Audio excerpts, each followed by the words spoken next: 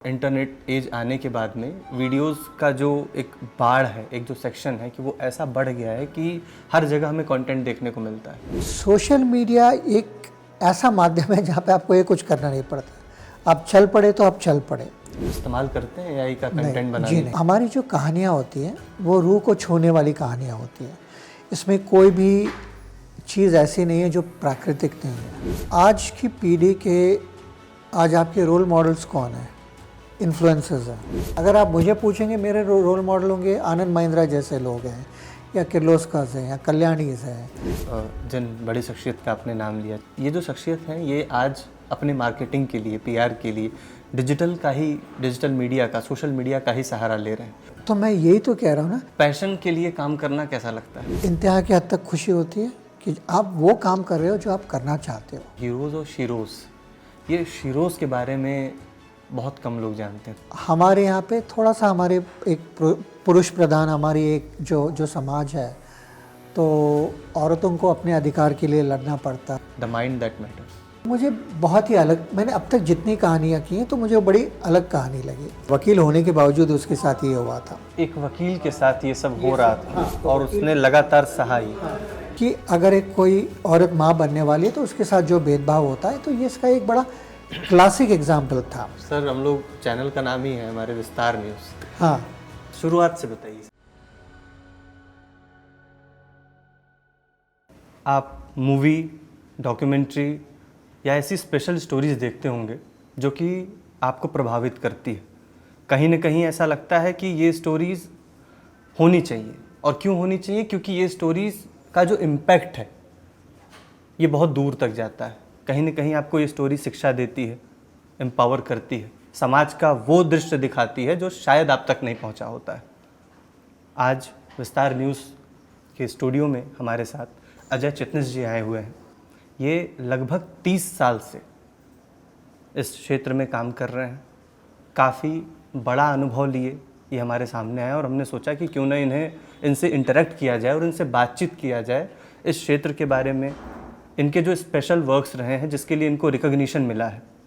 ऐसा काम जिस काम को करने से इन्हें भी तसल्ली मिलती है। और लोग जो बोलते हैं ना कि पैशन के लिए काम करो, तो जो इंसान 25-30 साल से पैशन के लिए काम कर रहा है, जानना चाहिए हमें कि पैशन के लिए जीना असल में कैसा होता है। सर, स्वागत है विस्तार न्यूज़ में। बहुत बहुत धन्यवाद। काफ़ी सुना आपके बारे में और आपके काम को भी देखा हमने। सर, पहला सवाल ही मैं आपसे पूछना चाहूँगा, जैसा मैंने इंट्रो के समय पे बोला, पैशन के लिए काम करना कैसा लगता है? देखिए, पैशन सब में होता है, ऊर्जा सब में होती है। किसी की मजबूरी होती है, आप नौकरी करते हो या जो भी काम करते हो। मेरे लिए, मैं समझता हूँ कि मैं 365 दिन छुट्टी पे हूँ, मैं वेकेशन पे हूँ, जिसके लिए मुझे पैसा मिलता है। तो आप इसको पैशन कहिए, एक जुनून कहिए या जुनूनियत कहिए, तो इंतहा की हद तक खुशी होती है कि आप वो काम कर रहे हो जो आप करना चाहते हो, और उसके एवज में आपको एक खुशी मिलती है और आपको 2 पैसे भी मिलते हैं। कब लगा कि आप ये काम शुरू करें, या फिर ये पैशन कैसे बन गया आपका? हर हिंदुस्तानी के हृदय के नज़दीक हमें 2 चीज़ों का बड़ा शौक़ होता है, वो है क्रिकेट और सिनेमा। तो मैं भी कोई अलग किस्म की मेरी सोच नहीं थी, तो बचपन से इन दोनों चीज़ों के प्रति मेरा काफ़ी लगाव था। और हम लोग ग्वालियर में 7 साल बिताए, तो मुझे आज भी याद है, हर शनिवार इतवार को हम लोग सिनेमा देखने जाते थे। और उसके बाद तो मानो मुझे एक चस्का लग गया था सिनेमा का। मेरे लिए वो एक पढ़ाई चल रही थी, मैं पढ़ाई पे भी ध्यान देता था, लेकिन सिनेमा मेरे लिए अच्छा लगता था। लेकिन हाँ, ये कभी मैंने सोचा नहीं था कि मैं इस क्षेत्र में उतरूँगा।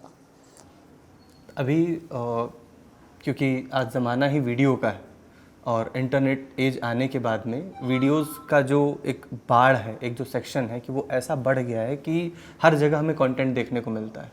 ऐसे समय में लोग अगर इस प्रकार की कहानियाँ बताना चाहें, दर्शकों तक पहुँचाना चाहें, जैसे स्टोरीज़ आप क्या करते हैं, हालांकि इनकी स्टोरीज़ को आप ढूंढ के देखें, आपको सच में आप ये बोलेंगे कि मेरा जो वक्त है वो ज़ाया नहीं गया है। सर, ऐसी स्टोरीज़ अगर लोग करना चाहें, देखना चाहें, सीखना चाहें, या किसी का ऐसा जुनून और पैशन, तो बेसिक्स क्या हैं इसकी?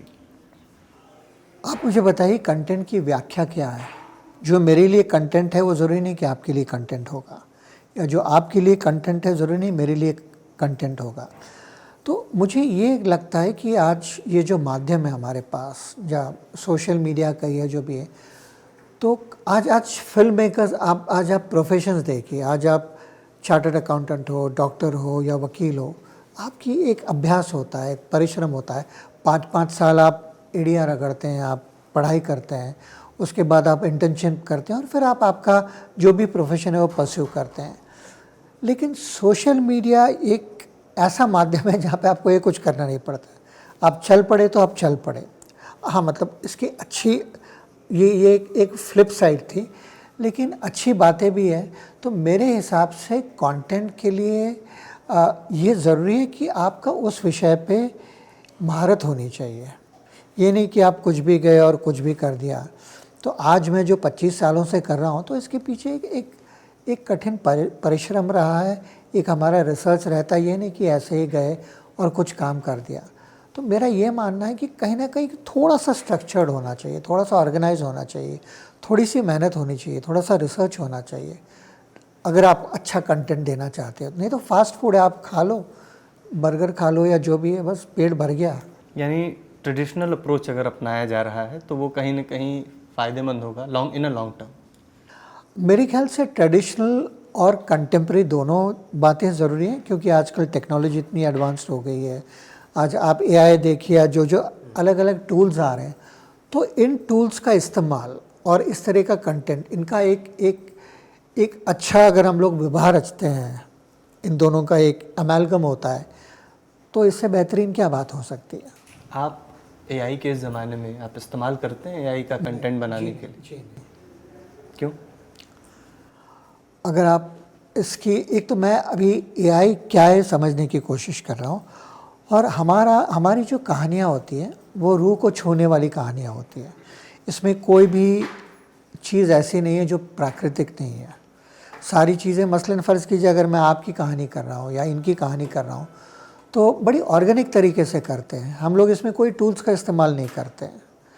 तो शायद ये एक वजह है कि हमारी कहानियाँ लोगों के हृदय को छू जाती हैं।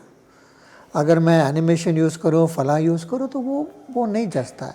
हम लोग उसको प्लेन और सिंपल रखते हैं, उसमें कोई बनावटीपन नहीं, कोई मेकअप नहीं, कोई हम लोग उसको तड़का नहीं मारते हैं, जो जैसा है वैसे ही दिखाते हैं। वैसे मॉडर्न इन्फ्लुएंसर्स का इसमें तर्क होता है कि जब हम इन्फोग्राफिक्स डाल रहे हैं या ग्राफिक्स का इस्तेमाल कर रहे हैं तो इससे लोगों को बेहतर समझ में आता है। देखिए, ग्राफिक्स किस संदर्भ में आप यूज़ कर रहे हो ये मायने रखता है। जैसे आज आप टेक्निकली बात करें आप एडिट कर रहे हैं या आप कोई फिल्म करें, तो वहाँ पे ग्राफिक्स डालना ज़रूरी होता है, लेकिन उसकी भी एक वो अप्रोप्रिएट होना चाहिए। ये नहीं कि कहानी कुछ और है, आप कुछ और डाल रहे हो या जो भी है। तो उस कहानी को लेके जो ग्राफिक्स आपको लगते हैं कि ये सही है, तो वो ग्राफिक्स आने चाहिए, ये मेरा मानना है। कंटेंट की समझ बेहतरीन होनी चाहिए। बिल्कुल, क्योंकि सबसे पहले मैं यही समझता हूँ कि आज की तारीख में, आज आप 100 साल पहले देखो या पहली फिल्म बनी थी देखिए, यार अभी भी, आज भी कंटेंट किंग है। ये टूल्स क्या है? टूल्स एक ज़रिया है। ये टूल्स क्या करते हैं, आपने जो किया है, ये एक गार्निशिंग, आप ड्रेसिंग करते हो ना, खाना बनाया फिर उसको आप सजाते हो या जो भी है, ये, इसके अलावा मुझे नहीं लगता आप कंटेंट के साथ खिलवाड़ नहीं कर सकते हो। जो आपने टूल्स के लिए बोला, तो जो नए बडिंग ऐसे जर्नलिस्ट हैं या फिर जो लोग फिल्म मेकर हैं, उनके हाथ में एक मोबाइल फ़ोन नाम का यंत्र होता है, आजकल सबके पास में होता है ही। उनके पास मोबाइल फ़ोन है, बहुत महंगा सेटअप नहीं है।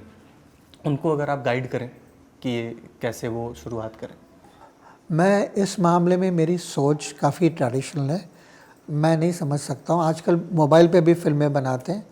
आज भी मैं समझता हूँ कि अगर मुझे फ़िल्म देखनी है, मैं कोई भी फ़िल्म टेलीविज़न पे या मोबाइल पे नहीं देखता हूँ, मैं थिएटर में जाके देखता हूँ। तो इस संदर्भ में मेरा कुछ भी टिप्पणी करना उचित नहीं होगा।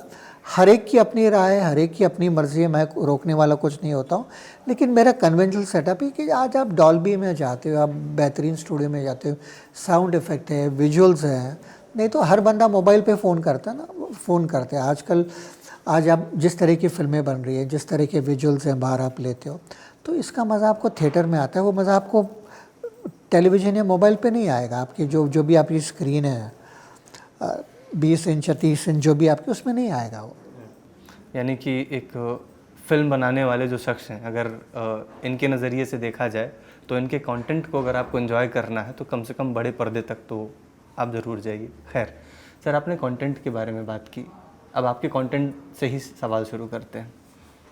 बड़े शख्सियत जितने भी रहे हैं उनके आप बायोग्राफी इंटरव्यूज़ किए हैं, ज़्यादातर लोग ऐसे जिनके बारे में समाज में काफ़ी नेगेटिव धारणाएं रही हैं, फेक न्यूज़ चले हैं, उसको आपने बड़े फैक्चुअल तरीके से, रॉ तरीके से रखा है।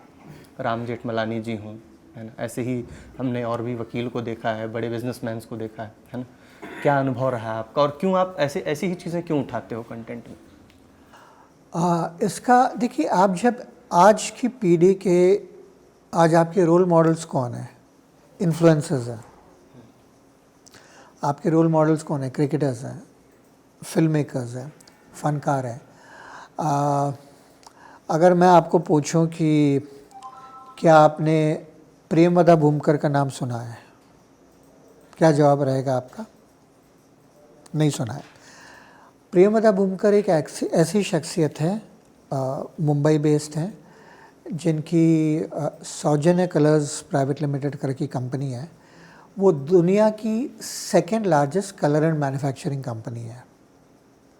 तो आपको नहीं लगता कि ऐसे लोग इन्फ्लुएंसर्स होने चाहिए? सैकड़ों लोग काम करते हैं, ब्राज़ील में फैक्ट्री है, आपका शर्ट का कलर, इस सोफ़े का कलर, किसी भी गाड़ी का, तो उनका एक जो बेसिक मॉडल बनता है वो उनके पास बनता है। अगर मैं आपसे कहूं कि आपने अनुराधा जी देसाई का नाम सुना है क्या? आज उनकी मेरे ख्याल से 20,000 या 30,000 करोड़ की कंपनी है, वेंकटेश्वर हैचरीज। वो आपको कभी सोशल मीडिया पे इस पे नहीं दिखाई देगी। तो हमें ये we need to tread very cautiously. हमें ये तय करना है कि हम लोग किसको हीरो या शीरो कह रहे हैं। इसी वजह से मैं कह रहा था, ये सोशल मीडिया एक कुछ हद तक हवा बन गया है। अच्छी चीज़ें बन रही है, मैं इसके बारे में मेरी कोई दो राय नहीं है, लेकिन हमारा देखने का नज़रिया है। अगर आप मुझे पूछेंगे, मेरे रोल मॉडल होंगे आनंद महिंद्रा जैसे लोग हैं, या किर्लोस्कर्स हैं, या कल्याणीज़ हैं, या इनफैक्ट इवन अंबानी जी। देखिए मतलब किस लेवल पे वो आज उन्होंने पूरा इंडिया का एक जो सिनारियो, इंडस्ट्रियल सिनारियो चेंज कर दिया है। हमें गर्व होना चाहिए ऐसे लोगों पे। आप ऐसा बोल रहे हैं, और जिन बड़ी शख्सियत का आपने नाम लिया, चाहे वो आनंद महिंद्रा जी हो, अंबानी जी हो, बिरला जी हो, ऐसे ये जो शख्सियत हैं ये आज अपने मार्केटिंग के लिए, पीआर के लिए डिजिटल मीडिया का, सोशल मीडिया का ही सहारा ले रहे हैं। तो कहीं ना कहीं यूथ कमेंट बॉक्स में ये ज़रूर लिखेगी कि आप उनको अगर आप देखें, उनके बिजनेसेस को आप देखें कि वो ग्रो कैसे कर रहे हैं। इनफैक्ट अंबानी जी ने तो टेलीकॉम सेक्टर में स्विच कर लिया, क्योंकि एक पॉपुलेशन है, यंग पॉपुलेशन है, जो कि डिजिटल की तरफ पुश हो रही है। तो कहीं ना कहीं वो भी डिजिटल या सोशल मीडिया का लोहा मान रहे हैं। तो मैं यही तो कह रहा हूँ ना कि आपको आपके हीरोज या शीरोज चुनने होंगे। आपको चुनना है कि आपको अंबानी जी आज जो काम है, या आनंद महिंद्रा जी हो, या आज आप बाकी के आप कोटक देखिए, आप बिरलास देखिए, तो ये वाकई में हीरोज़ हैं। तो हमें ऐसे लोगों का अगर वो कुछ कहते तो मतलब वो उनका एक्सपीरियंस रहता है। आज अंबानी जी क्यों आए? ये अभी नहीं, उनके जो पिताजी ने शुरू किया था, उसके बाद जो इन्होंने किया, 50-60 सालों का इनका एक्सपीरियंस रहा है, तब जाके वो सोशल मीडिया पे आए। ये नहीं कि कोई भी लड़का आ गया या लड़की 24-25 साल के आ गए और आप सोशल मीडिया पे चले गए। ये मेरा कहना है। और हम लोग कंटेंट सिलेक्शन की बात कर रहे थे, तो आप कुछ ऐसे ही कंटेंट को सेलेक्ट करते हैं जिनकी कहानियाँ कम लोगों ने या तो सुनी होती हैं, या तो अगर सुनी होती हैं तो उसका आप पर्सपेक्टिव यानी दृष्टिकोण बहुत अलग रखते हैं। हम लोग इस दृष्टिकोण के बारे में बात करेंगे सर। कैसे आप एंगल कैसे डिसाइड करते हैं? नहीं, मेरा एक आपके इस सवाल का और पहले सवाल का जवाब यही था कि मेरा प्रोग्राम आता है ट्रेल ब्लेजर्स, जो पिछले 12 सालों से कर रहा हूँ, या इससे पहले मैं ऑलमोस्ट, अब आप देखिए 23-24 सालों से कर रहा हूँ। पहले मैं मराठी में कर रहा था। तो इसके पीछे वजह ये थी कि मुझे अच्छा लगता है कि अगर हम लोग हमारे देश के जो बिजनेसमैन हैं, या जो इंडस्ट्रियलिस्ट हैं, या जो एंटरप्रेन्योर्स हैं, अगर हम लोग उनको सेलिब्रेट करें तो हम लोग अभी जितने समृद्ध हैं उससे कहीं ज़्यादा समृद्ध हो जाएंगे। तो मुझे ये कहानियाँ बड़ी आकर्षित करती हैं। मैं खिंचा जाता हूँ ऐसी कहानियों में।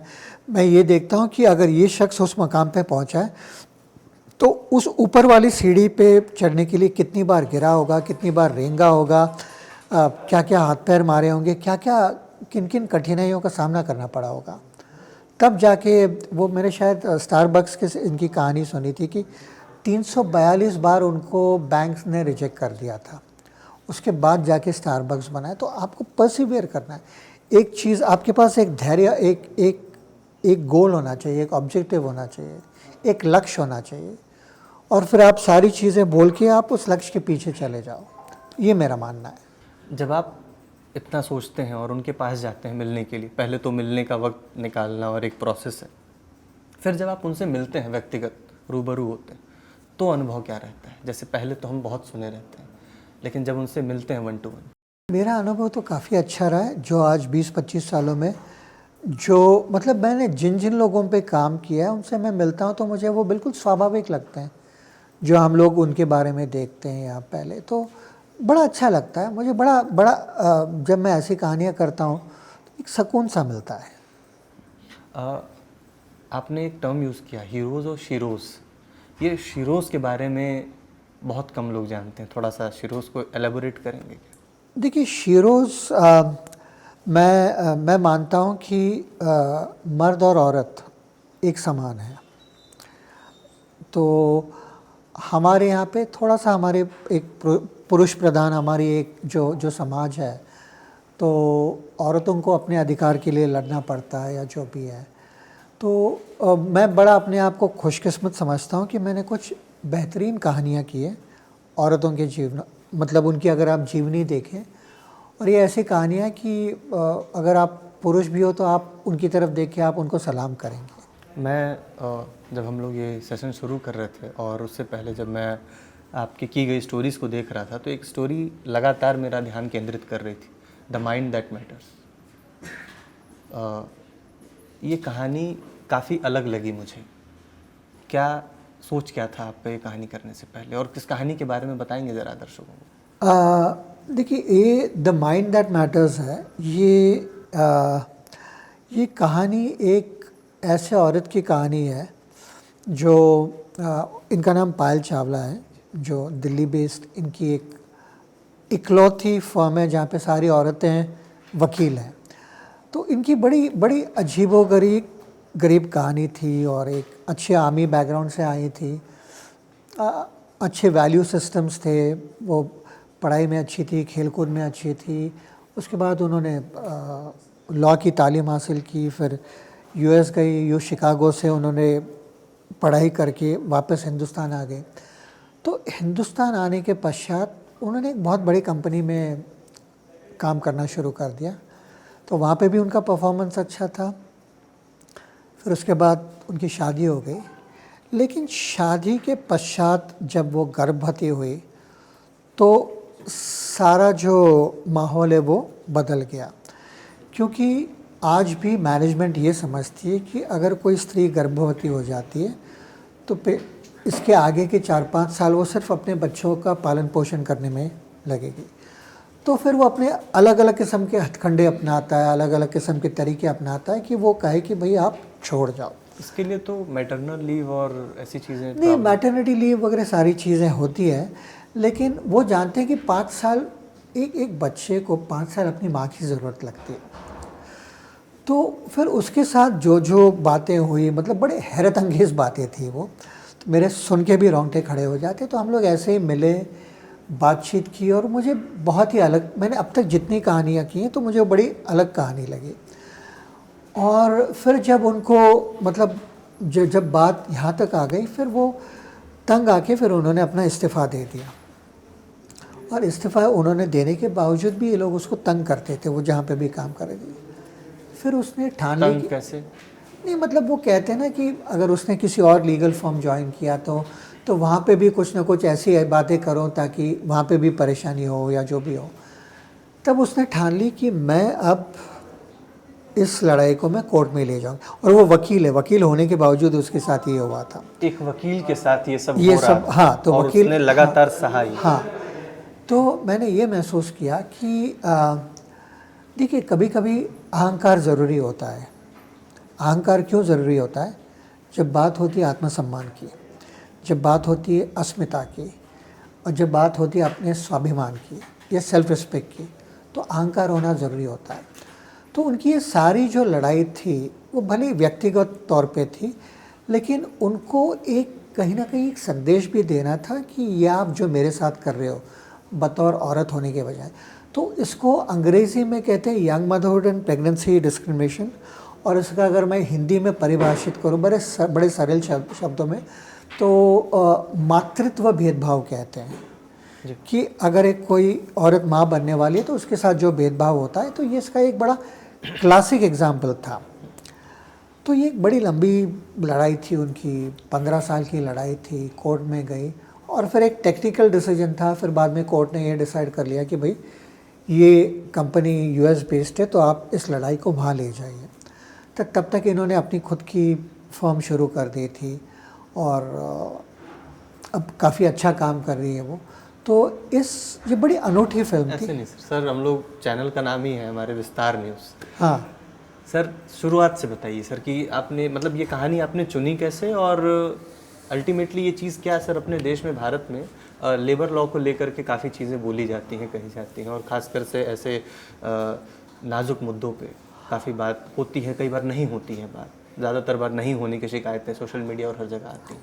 चुना कैसे आपने? नहीं, इसमें चुना तो खैर कहीं ना कहीं बाय वर्ड ऑफ माउथ भी आपके पास लोग आते हैं, किसी के ऑफिस में, किसी के थ्रू मुझे इनके बारे में पता लगा था, तो फिर मैंने भी अपना रिसर्च किया, मालूम पड़ा क्या है, और फिर उनको एक बार फ़ोन किया, उन्होंने मिलने के लिए कहा था, तो उनसे मैं मिला। और मुझे पता नहीं, कभी कभी बड़ा इंट्यूटिव हूँ मैं, तो जब मैंने उनसे फ़ोन पे बात की, और मुझे पता था ये होने वाला है करके कि मैं इनकी कहानी करने वाला हूँ, तो मिला और बड़े गर्मजोशी से पेश आई वो, उन्होंने बात की, और लेकिन उन्होंने अपना वक्त लिया, ये नहीं कि मुझे तुरंत हाँ कहा, तो उन्होंने थोड़ा सा वक्त लिया, क्योंकि उनको भी डर था कि भाई ये कौन बंदा है, क्या करेगा कहीं, क्योंकि उनके साथ जो हादसे हुए थे। तो फिर उसके बाद उन्होंने शायद 1-1.5 महीने का वक्त लिया, फिर उनका एक बार फ़ोन आया कि मैं तैयार हूँ, अगर आप चाहते हैं तो हम लोग कर सकते हैं करके। फिर वो दिवाली के दिन थे, तो दिवाली के वक्त मैं उनके यहाँ पे गया, फिर शुरुआत की, और फिर पीछे देखना नहीं था। बहुत रिसर्च भी करना पड़ा उनको। देखिए, जब आप बतौर कथाकार, मैं अपने आप को कथाकार कहता हूँ, बतौर कथाकार मुझे उस शख्स के नज़रिए से देखना पड़ता है कि अगर मैं आपके ऊपर कुछ कर रहा हूँ, so I need to get into the skin of your character, मैं जानना चाहता हूँ। तो उनके साथ भी ऐसा हो गया, और वो इनिशियली थोड़ी सी हिचकिचाहट थी उनमें, क्योंकि जाहिर है कि भाई कोई कर रहा है तो पहली बार हम लोग मिल रहे हैं, तो आदमी थोड़ा सा खुलने में, ओपन आउट होने में टाइम लगता है। तो मुझे आज भी याद है उनकी स्टोरी करने के बाद, वो जो मॉडर्न स्कूल में वो जहाँ पे वो पढ़ाई की, फिर वो सेंट स्टीफेंस में थी, तो मैंने सैकड़ों चक्कर काटे हैं उस स्कूल के बाहर या कॉलेज के बाहर। मैं देखना चाहता था कैसे बच्चे आते हैं जाते हैं, मैं वो एक मंजर क्रिएट कर रहा था 20-25 साल, मतलब जब वो स्कूल में विजुलाइज कर रहा था, या फिर वो जब कॉलेज जाती थी। और उसके बाद फिर हम लोगों ने काफ़ी लोगों के इंटरव्यूज़ लिए। मतलब अब मैं पीछे मुड़ के देखता हूँ, जैसे अब आप चैलेंजेस की बात कर रहे थे, तो मुझे एक बड़ा दिलचस्प वाक़या याद आ गया। मुझे एक उन्हीं के सिलसिले में एक इंटरव्यू लेने जाना था बेंगलोर में। तो मैंने मुंबई से गाड़ी, मैं और हमारे कैमरामैन थे, हम लोग गए गाड़ी से मुंबई। करीब ये कितना था, ये 16-17 घंटे का सफ़र था। मुंबई गए, रात भर गाड़ी चला रहे थे, गए, उनका इंटरव्यू लिया, वापस रात को बेंगलोर से निकले, वापस मुंबई की ओर आए, वापस 16-17 घंटे। और मैं वाशी क्रॉस कर रहा था, और मैंने एडिटर को बोल दिया था मैं आ रहा हूँ, सारा सामान दे रहा हूँ। तो पायल जी का मुझे फ़ोन आया, उन्होंने कहा कि अरुण शौरी जी पूना में, उन्होंने तुम्हें दोपहर का टाइम दिया है, वो बात करने वाले। अरुण शौरी जो आपके पत्रकार हैं, पॉलिटिशियन थे वो, तो वो इनके बारे में बात करना चाह रहे थे। तो हम लोगों ने वाशी से गाड़ी यू टर्न की, वापस पुणे गए। उनका पुणे से थोड़ा बाहर था, 4 घंटे जाने के लिए लगे। उनके घर गया, दोपहर को इंटरव्यू करके, और फिर मैं रात को 2:30 या 3 बजे मैं स्टूडियो पहुंचा। तो मुझे आज 3 दिन हम लोग लिटरली सोए नहीं थे। 3 दिन काम कर रहे थे और लेकिन अच्छा लगता है जब आप इस तरह का काम करते हो, आपको जो चाहिए वो भी मिल जाता है। तो ये कहानी वाकई में बड़ी अनूठी थी और फिर इसको हम, जैसे मैंने आपको थोड़ी देर पहले बताया था, हमें इसके लिए काफ़ी सम्मान भी मिला था, अवार्ड्स भी मिले थे देश विदेश में। जी, मैंने देखा टाइम स्क्वायर की एक फोटो। हाँ जी, बताएं जरा उसके बारे में, बताएं कैसा नहीं, लगा? टाइम स्क्वायर न्यूयॉर्क में सोच नहीं सकते हो आप, खुशी होती है आपको जब अगर आप आपका पोस्टर देखते हो न्यूयॉर्क जैसे जगह टाइम स्क्वायर पे 2.5-3 लाख लोग देखते हैं, प्लस उनका जो भी लाइव फीड जहाँ जहाँ जाती है, जाहिर है आपको अच्छा लगेगा। फिर कुछ मैगजीन्स ने हमें कवर पेज पे भी डाला था, 14 पेजेस डेडिकेट किए थे। तो कहीं ना कहीं आपको लगता है कि आप जिस रास्ते पे चल रहे हो सही है, आपने जो काम किया है। कहीं ना कहीं मुझे ऐसे लग रहा है कि मैंने पायल जी का जो विषय है कुछ हद तक शायद मैंने न्याय देने की कोशिश, पूरा तो नहीं कहूँगा क्योंकि मेरे हाथ में नहीं है, तो आपको अच्छा लगता है कि आपका प्रयास है। पायल जी जैसी कई महिलाएं हैं जो शायद अभी भी इन सब चीज़ों से बिल्कुल। गुजर रही हैं। आपने बोला कि you get into skin of those people, हाँ। आप उनको रूपांतरण अपने आप में कर लेते हैं। तो कैसा महसूस कर रहे थे आप जब आप स्कूल को फॉलो किए? नहीं कॉलेज देखिए, के? हाँ, जैसे मैं इनकी फ़िल्म करते वक्त, जी आज इनकी फ़िल्म को किए हुए कितने, मुझे 8 साल हो गए होंगे, मैं अभी तक वो हैंगओवर है मुझ में, वो हैंगओवर उतरा नहीं है।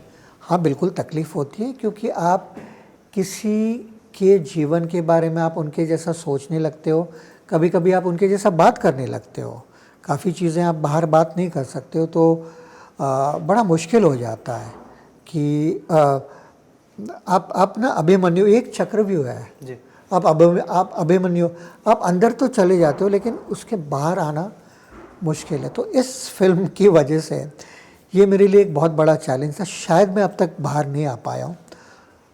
मेंटली और इमोशनली बिल्कुल तकलीफ़ होती है क्योंकि आप किसी और की ज़िंदगी जीने की कोशिश करते हो, तो फिर आपको ऐसा लगता है उनका हर सुख दुख आपको लगता है कि आपका सुख दुख है, तब तो बड़ा मुश्किल होता है। फिर जब वो कहानी ख़त्म होने के बाद आप कहते हो, एक खालीपन सा आ जाता है, अरे अब क्या है करके, अब फिर से दूसरी कहानी की तरफ मुड़ते हो।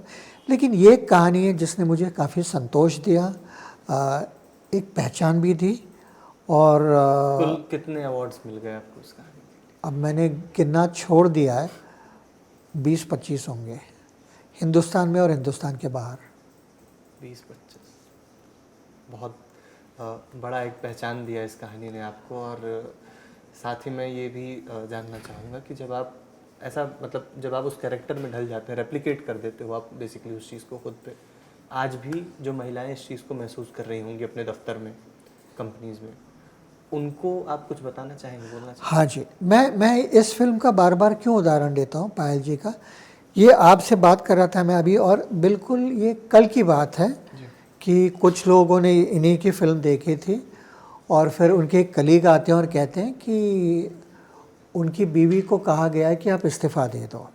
तो उन्होंने कहा क्यों? क्योंकि उनकी बीवी गर्भवती हो गई है। तो एक ऑर्गेनाइजेशन ने कहा है कि आप इस्तीफ़ा दे दो, हम लोग आपको रख नहीं सकते। गर्भवती हैं तो इस्तीफा मांग लिया? हाँ, क्योंकि वही होता है ना, मातृत्व भेदभाव या young motherhood and pregnancy discrimination यहीं पे आ जाता है। ये कल की बात है। तो आपने लॉ को भी स्टडी किया होगा कि अगर इनको हम लोग बाई लॉ, आप अगर नहीं देखिए, ये एक मंथन करने वाला विषय है। ये जो है हमारे यहाँ पे इस तरह का कोई लॉ नहीं है, आपके बड़े लूज लॉज हैं इस विषय पे। जैसे यूके में इक्विटी एंड रिसर्च एक संस्था है, एक ऑर्गेनाइजेशन है, यूएस में लॉज हैं, यूएस में भी काफ़ी स्ट्रिक्ट लॉज हैं, लेकिन कोई औरत ऑर्गेनाइजेशन के खिलाफ जाने का धैर्य नहीं करती है, और ये धैर्य इन्होंने दिखाया। मुझे इस फिल्म की खूबसूरती क्या लगी कि ये इनका एक अपने आप के प्रति एक विश्वास था। इन्होंने एक संकल्प लिया था कि चलो मैं जो भी करूं, लेकिन मेरे वजह से कम दूसरी औरतों को तो मैं एक रास्ता दिखाऊं। तो मैं उनका काम था कि एक रोशनी का, कि भाई मैं आपको रोशनी दिखा रही हूँ, सामने गड्ढा है तो आप थोड़ा संभल के चलिएगा। तो इस विषय पे मुझे नहीं लगता कि हिंदुस्तान में कोई कानून है। लेबर लॉज हैं या मैटरनिटी लीव, ये तो बड़े, ये कोई मायने नहीं रखते। वो तो एक कुछ चीज़ें मैंडेटरी की हुई है, लेकिन आप कैसे प्रूव करोगे कि आपके साथ बदसलूकी हुई है? वो आपको कल कहेंगे कि आप का बेस दिल्ली है, वो कल कहेंगे कि भाई आपके पास आपका बेटा है, बेटी है जो 6 महीने की है, और आपका कहेंगे हम लोग आपका तबादला कर रहे हैं, कहीं दुबई में कर रहे हैं, कहीं हम लोग थाईलैंड में कर रहे हैं, या आपको जाना है साउथ अफ्रीका। आप क्या करोगे? आप अकेली तो आप बच्चों को लेके नहीं जा सकते। भारत में इस तरीके का क्या ऐसा इम्प्लीमेंट हुआ? आप अगर इसके लिए नहीं, law मेरे ख्याल बनाएं तो से क्या नहीं, होना चाहिए? काफ़ी मेरे ख्याल से ऐसे काफ़ी कहानियाँ हैं, लेकिन वो कहानियाँ हम तक पहुँचती नहीं हैं। अगर इसे ठीक करना हो, अगर आपको कोई एक राय देनी हो कि कैसे। नहीं, राय देना मेरा काम नहीं, मेरा काम पोस्टमैन का है। जी। मेरा काम है कहानी बनाना और दिखाना। बाकी लॉ मेकर्स हैं, पार्लियामेंट है, जुडिशरी है, एग्जीक्यूटिव है, मेरा सिर्फ काम है आवाज़ उठाना। मैं कोई एक्टिविस्ट नहीं हूँ, मैं कोई फेमिनिस्ट नहीं हूँ। मैं पूरी ईमानदारी से काम करता हूँ, चाहे वो स्त्री हो या पुरुष हो। लेकिन ये एक विषय है जिसके ऊपर हमें बड़ा गंभीरता से काम करना चाहिए। एक आपने अभी जो बीच में टर्म इस्तेमाल किया, मैं कोई फेमिनिस्ट नहीं हूँ, एक्टिविस्ट नहीं हूँ, ये तमगे का डर रहता है क्या जब से? मुझे किसी का डर नहीं है, मुझे किसी चीज़ का डर नहीं है। मैं किसी इज़्म लोग बचना चाहते हैं ऐसे नहीं attack नहीं, से। मुझे कुछ नहीं। मैं अगर किसी स्टोरी में कन्विंस हो गया तो मैं वो स्टोरी करता हूँ, फिर चाहे दुनिया यहाँ की वहाँ हो जाए, मुझे फ़र्क नहीं पड़ता। इनकी स्टोरी करते हो कि मुझे काफ़ी लोगों ने कहा था क्यों कर रहे हो, क्या है, क्यों पंगे लेने हैं, क्या है। लेकिन मैं कन्विंस था कि जो इनकी कहानी है वो लोगों तक आनी चाहिए। मैं ज़रिया हूँ। आज आपका ज़िंदगी में यहाँ पे आने का कोई तो मकसद होना चाहिए। आज आप इस दुनिया में आते हो, कुछ तो मकसद होना चाहिए आपका, या वही आप लकीर के फ़कीर बनते रहेंगे आप। संतुष्टि मिली आपको? बहुत बहुत। तो सर सवाल ये था मेरा आपसे कि इतने सारे लोगों पे आपने जो है डॉक्यूमेंट्रीज बनाई हैं, सबकी कहानियाँ दुनिया के सामने रखी हैं, तो ऐसी कौन सी शख्सियत रही जिसकी कहानी मतलब उनसे सुनने में आपको बहुत ज़्यादा मुश्किल हुई है, जिनको या कह सके कि जिनकी लेयर्स खोले में, क्योंकि कई लोग इतनी आसानी से अपनी कहानियाँ शेयर नहीं करते हैं, तो वो कौन सी शख्सियत थी जिसके साथ सबसे ज़्यादा मुश्किल हुई आपको जिनकी कहानी जानने? नहीं, वो तो यही कहानी जिसका मैंने अभी जिक्र किया था आपको। इसमें काफ़ी लेयर्स थे। ये सिर्फ ये जो कहानी है इनकी सिर्फ वो कॉरपोरेट के खिलाफ नहीं थी, उनकी कुछ पर्सनल बैटल्स भी थी जो चल रही थी। 3 केसेस उनके चल रहे थे कोर्ट में। फिर अपनी नौकरी छोड़ के फिर से अपना एक, देखिए लीगल प्रोफेशन शुरू करना एक एज में 40 या 45 के बाद आप बड़े अच्छे इन हाउस लॉयर हो सकते हैं, लेकिन अगर आपको कानून का या अगर आपको एक वकील बनना है उस एज में, ख़ास तौर पे औरत को, क्योंकि ये पुरुष प्रधान है सारा, अगर आप लीगल सिस्टम भी देखें तो बहुत मुश्किल है। तो उनके तो काफ़ी लेयर्स थे। तो बाकी की कहानियाँ भी, जैसे मैंने जेठमालानी जी के ऊपर था, वो तो मतलब वो तो पूरे के पूरे, वो तो बेबाक, मतलब उनसे तो मुझे कुछ, वो तो खुद ही बोलते थे, मैं सिर्फ बैठा रहता था, बातें वो करते थे। वो एक बड़ी दिलचस्प कहानी थी। और ऐसी पता नहीं 25 साल हो गए। विस्तार न्यूज़ में हैं आप, और आपने बहुत बड़े शख्सियत का नाम लिया, जेठमलानी जी। वो हमेशा विवादों में घिरे रहते थे और केसेस भी ऐसे उठाते थे जिनमें इंटरेस्ट तो पूरे देश और दुनिया में जाती, हेडलाइन हमेशा बन जाती थी, और बहुत जिंदा दिल इंसान रहे। आप तो उनसे मिले, उनकी आपने स्टोरी की, आपका क्या अनुभव रहा? नहीं, आज भी मेरे ख्याल से 8 सितंबर 2019 को उनका इंतकाल हो गया। 5 साल हो गए, लेकिन आज भी ऐसा एक दिन नहीं जाता जब उनकी याद नहीं आती है। मतलब ज़िंदगी के मैंने कितने 6-7 साल उनके साथ बिताए, ट्रैवल किया उनके साथ, उनकी कहानियाँ सुनी। तो ऐसे शख्स बार बार नहीं बनते। मतलब एक ही राम जेठमलानी थे और एक ही रहेंगे। मुझे नहीं लगता उनके इर्द गिर्द भी कोई आ सकता है। वो बेबाक थे, बड़े जिंदा दिल थे। He was very generous, he had heart of gold. और उनका एक जो नॉलेज था लॉ के प्रति, या मैं हमेशा कहता हूँ कि the art of cross examination क्या होता है, ये अगर आपको सुनना होता, मतलब मैं उन लोगों को खुशकिस्मत समझता हूँ कि जिन लोगों ने उनको कोर्ट में देखा है। तो वो अलग ही थे। मतलब जैसे क्रिकेट में कहते हैं ना, डॉन ब्रैडमैन अलग और बाकी के बैट्समैन अलग, तो वैसे वो लीगल फ्रैटर्निटी के डॉन ब्रैडमैन थे। कोई वाक़या याद हो अगर आप इंटरव्यू कर रहे थे? कितने वाक़या हैं उनके साथ, तो उनके साथ लगता ही नहीं था इंटरव्यू कर रहे हैं। अब जब भी आप, अगर कैमरा नहीं भी होता तो उनका कुछ ना कुछ, इतना उनके पास नॉलेज था, इतने एक्सपीरियंसेस थे, क्या क्या मतलब उनका भी आसान नहीं रहा, भले ही वो he was born with a silver spoon, लेकिन काफ़ी स्ट्रगल किया उन्होंने। लॉ बने, फिर हमारा पार्टीशन हो गया, पार्टीशन के बाद इंडिया आ गए, फिर नई प्रैक्टिस शुरू करना मुश्किल होता है। हमें सारी, वही मैं कहता हूँ ना कि हमें सारा वो ग्लैमर दिखता है, लेकिन वहाँ तक पहुँचने के लिए आपको बहुत हाथ पैर मारने पड़ते हैं।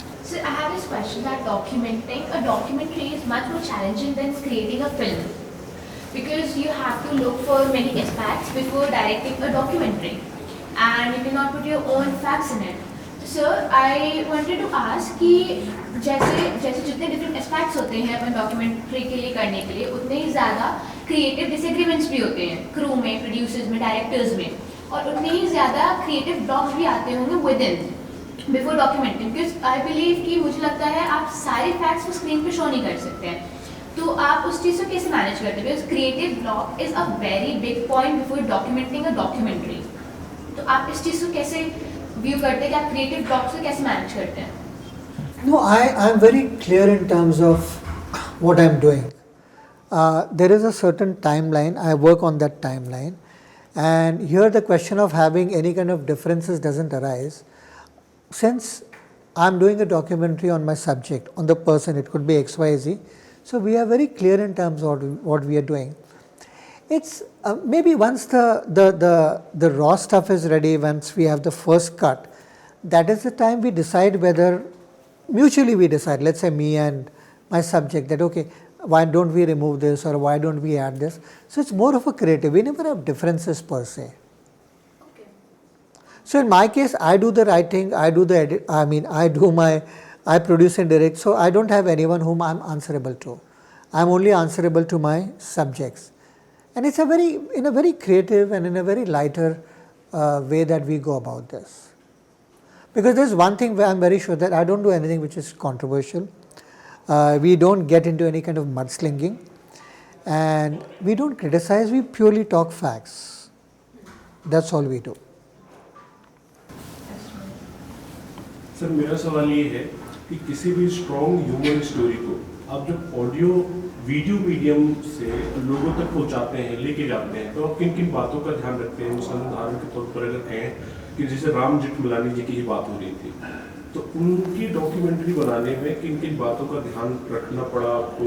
जैसे वो सिंध में जन्मे, बहुत सारे आपको तस्वीरें मिली होंगी, नहीं मिली होगी, उस समय जो है डिवाइडेशन भी नहीं हुआ था, तो ये जरा एक्सप्लेन करिए कि अगर हम आपके ऊपर ये डॉक्यूमेंट्री बनाएं तो हम किन बेसिक चीज़ों को जो है उसमें ऐड करें कि हमारी डॉक्यूमेंट्री एकदम शानदार बन के तैयार हो? देखिए जब आप ऑडियो विजुअल की बात करते हैं, आप जब एक स्टोरी लाइन की बात करते हैं, मसलन मैंने एक डॉक्यूमेंट्री की थी साधु वासवानी जी के ऊपर, जो दादा वासवानी के गुरु थे, और वो आज जो शख्स जीवित नहीं उसके ऊपर डॉक्यूमेंट्री करना बड़ा मुश्किल होता है, क्योंकि वीडियो फॉर्मेट तो अभी आया है पिछले 20-22 साल में या 24-25 सालों में। मोबाइल का फॉर्मेट तो मेरे ख्याल से 7-8 सालों में आया, उससे पहले वीडियो कैमरास थे। तो मेरे ख्याल से 83-84 के पश्चात जब पहली बार VCR आया था 80 या 81 में, तो आपको कुछ वीडियो फुटेज मिल सकता है, लेकिन जो वीडियो फुटेज आपके पास हासिल नहीं, तो आपका चैलेंज वहाँ होता है, फिर आपको कुछ ना कुछ क्रिएटिव करना पड़ता है। अब जेठमलानी जी के वक्त मुझे सिंध से कुछ फ़ोटोग्राफ्स मिले थे, फिर वहाँ के उनके कुछ घर के थे या स्कूल के थे, वो भी मुझे मिले थे, फिर कोई जाके किसी ने शूट किया था वहाँ पे और भेजा था। तो अगर आप कोई भी डॉक्यूमेंट्री करना चाहते हैं तो विजुअल माध्यम से, आज मैं 1 घंटा बात कर रहा हूँ तो सामने वाला बोर हो जाएगा, मुझे 2 मिनट झेल नहीं पाएगा। आप में रिमोट राजा होता है, रिमोट कर दोगे आप किसी और चैनल पे जाओगे।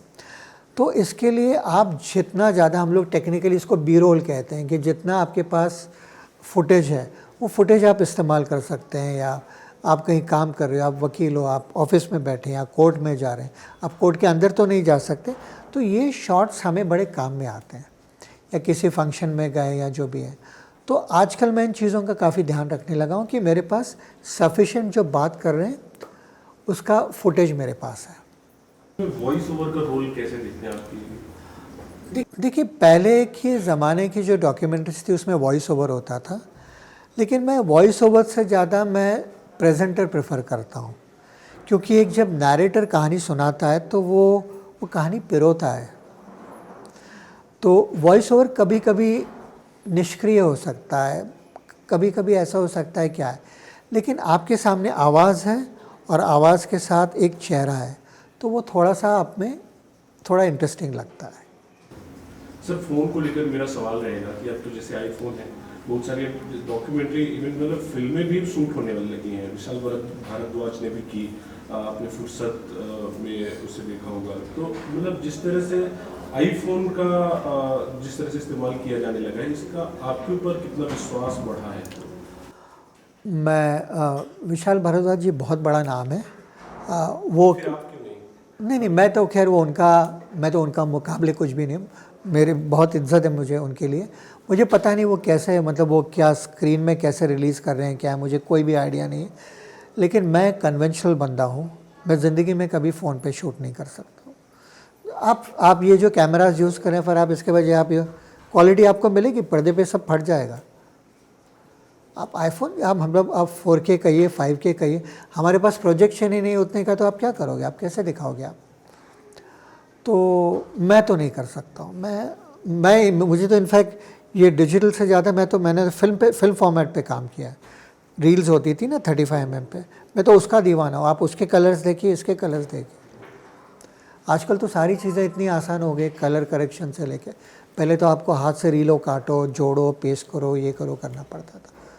तो मैं ज़िंदगी में कभी भी फ़ोन पे नहीं कर सकता हूँ। काफ़ी सीधा जवाब, जैसे डायरेक्ट आंसर बोल सकते हैं, ये सर का था। और सर उम्मीद है विस्तार न्यूज़ आकर के और हमसे बातचीत करके आपको अच्छा लगा होगा, और आप सबको ये सुन के कुछ सीखने को मिला होगा, कुछ जानने को मिला होगा। और कमेंट सेक्शन में आप ज़रूर बताइए इस चीज़ को कि ऐसे और कौन से शख्सियत हैं जो हमारे साथ आएँ, जिनसे हम बातचीत करें और कुछ ऐसे ही विस्तार से चर्चा करें। अजय चितनिस जी हमारे साथ थे। 100 से ज़्यादा डॉक्यूमेंट्रीज़ इन्होंने बनाई। बहुत लंबा करियर का अनुभव रहा है। आप वीडियो को हर जगह शेयर कीजिएगा अगर आपको कुछ सीखने को मिला है, और विस्तार डिजिटल को लाइक एंड सब्सक्राइब आप कर सकते हैं। तो मिलते हैं आपसे नेक्स्ट वीडियो में। नमस्कार।